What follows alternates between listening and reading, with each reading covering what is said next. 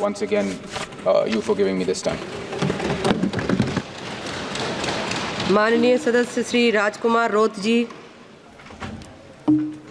महोदय, आपने शिक्षा विभाग पर महत्वपूर्ण विषय पर बोलने का अवसर प्रदान किया, इसलिए आपको खूब खूब धन्यवाद। देश के जो अंदर जो शिक्षा के जो हाल हैं, वर्तमान जो परिस्थिति में जिस तरह से देश ग्रोथ कर रहा है, उसके साथ जो एजुकेशन डिपार्टमेंट के अंदर जो क्वालिटी आनी चाहिए थी वो आज नहीं आ रही है।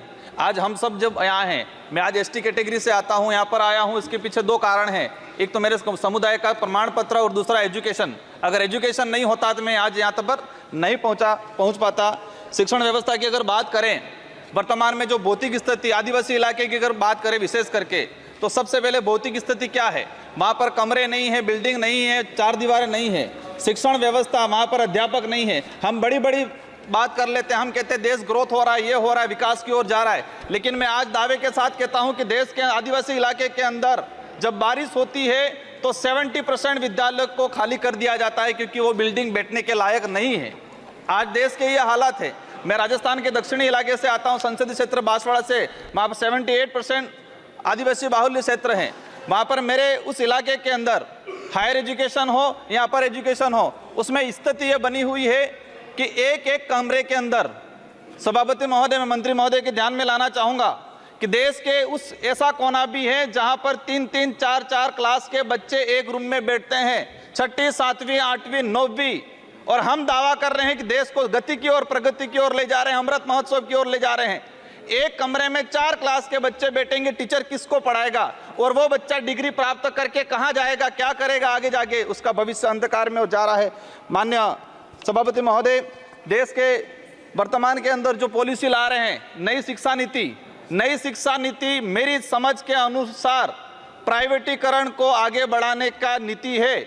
इसमें सीधा सा एक ला दिया गया है कि 6 साल का बच्चा होगा वही पहली क्लास में एडमिशन लेगा। देश का कौन सा परिवार ऐसा है, किस समुदाय के कोई व्यक्ति ऐसा है जो 6 साल का बच्चा होगा इसके बाद एडमिशन कराएगा? इस स्थिति में आने वाले 10 साल बाद सरकारी संस्थाएं खत्म होने वाली है। आज प्राइवेट स्कूल में 3 साल का बच्चा एडमिशन ले रहा है, और हम नई शिक्षा नीति में ला रहे हैं कि 6 साल का बच्चा होगा, इसके बाद पहली क्लास में एडमिशन लेगा।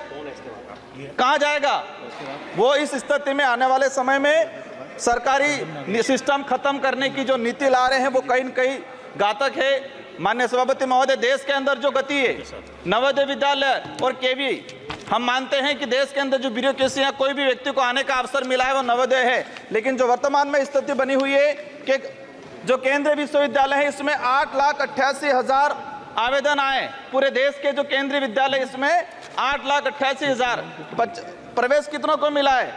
75,703 बच्चों को प्रवेश मिला है। इसका मतलब ये क्लियर हो गया कि 8% बच्चों को ही प्रवेश मिल रहा है। माननीय सभापति महोदय, माननीय अध्यक्ष महोदय, मुझे तब स्टार्ट किया मैंने आपके आने से पहले, सर अभी आने से पहले ही। अध्यक्ष महोदय, बहुत बहुत धन्यवाद।